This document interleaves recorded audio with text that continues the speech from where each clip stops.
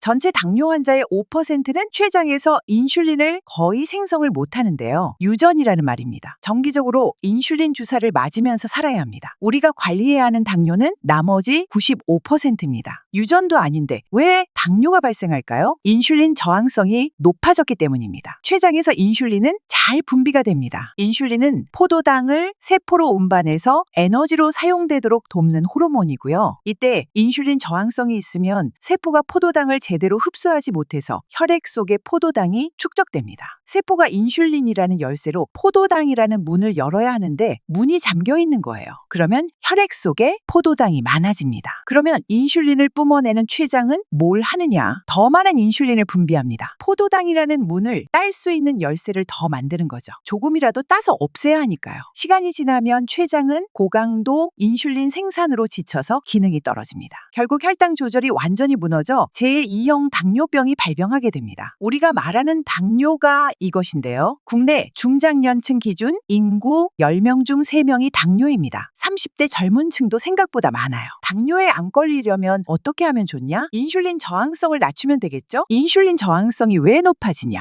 유전적 요인 빼고는 두 가지로 봅니다. 염증과 스트레스가 인슐린 작용을 저하시키고요. 또 하나는 비만입니다. 내장 지방에서 염증성 물질 사이토카인을 만드는데 이것이 인슐린 작용을 방해해요. 염증 때문에 비만이 아니어도 당뇨에 걸리는 이유입니다. 비만일수록 당뇨 확률이 급격히 상승하는 이유이고요. 혈액 속에 남아도는 포도당을 해결 못해서 당뇨에 걸렸잖아요. 여전히 그 포도당은 계속 쌓인다는 말인데요. 이걸 그냥 놔두면 안 되니까 포도당을 근육으로 이동시킵니다. 그럼 근육은 포도당을 글리코겐 형태로 변환시켜서 저장을 해요. 운동을 하라는 이유가 여기에 있는데요. 글리코겐을 해소시키지 않으면 혈액 속에 포도당이 축적되는 것처럼 근육에도 글리코겐이 축적됩니다. 그러면 근육도 남아도는 글리코겐을 지방세포로 이동시켜서 중성지방 형태로 저장시켜요. 카드 돌려막기와 같은 거죠. 형태만 변할 뿐이지 그 빚을 다 갚기 전까진 돌고 돕니다. 다시 살이 찝니다. 비만이죠? 아까 비만은 뭐라고 했나요? 염증성 물질을 만들어냅니다. 악순환의 반복입니다. 염증성 물질은 만성염증을 유발하고요. 비만이 아니시라고요? 남아도는 포도당은 단백질과 결합합니다. 그러면 조직의 경화를 초래하고 당뇨 합병증의 원인이 되고요. 암처럼 죽음과 직결되는 병은 아니지만 죽음과 직결되는 합병증을 유발합니다. 여기에서 비만은 그저 가산점일 뿐입니다. 인슐린 저항성이 없어서 인슐린 작용이 잘 되고 혈액 속에 축적되는 포도당이 없더라도 포도당은 근육뿐 아니라 거의 모든 곳으로 갑니다. 에너지원이니까요. 뇌와 적혈구, 간, 신장 등 특정 조직들은 소량의 인슐린이면 포도당을 흡수할 수 있긴 해요. 생명 유지에 워낙 필수적인 곳이기 때문에 자동문을 달아놓은 거죠.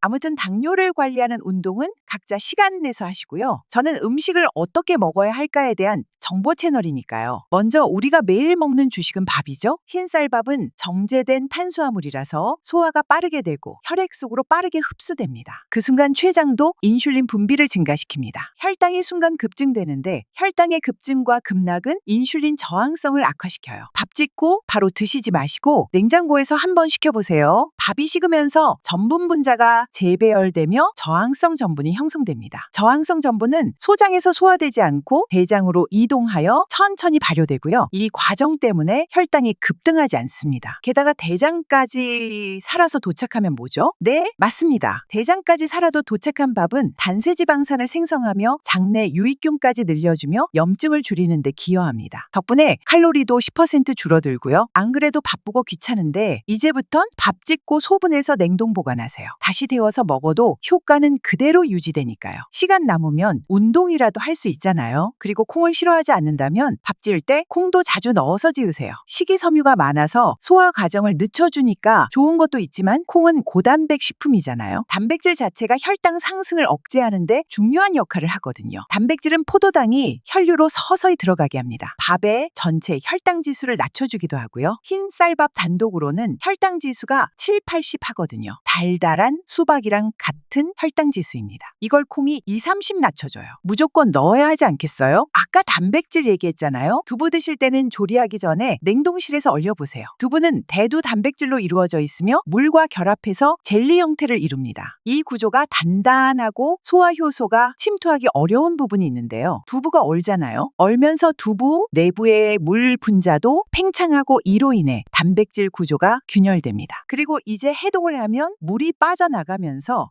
스펀지 같은 조직으로 변해요. 그러면 펩신이나 트립신 같은 소화 효소가 단백질을 더 쉽게 분해합니다. 두부의 단백질이 대변으로 버려지기 전에 죄다 체내에 남겨둔다는 거예요. 어느 정도 남겨두느냐? 이렇게 얼려서 한 모를 다 먹는다면 두부 6모에 해당하는 단백질을 그대로 먹는 겁니다. 참고로 칼로리도 낮아집니다. 당뇨에 좋겠죠? 작은 것들이 조금씩 바뀌어서 쌓여 나가면 그렇지 않은 사람들과의 차이가 엄청납니다. 구독과 사랑의 하트 2번 터치 부탁드리고 쇼츠 영상의 정보들도 한 번씩 시청해보세요. 모두들 정말 건강하셨으면 좋겠습니다.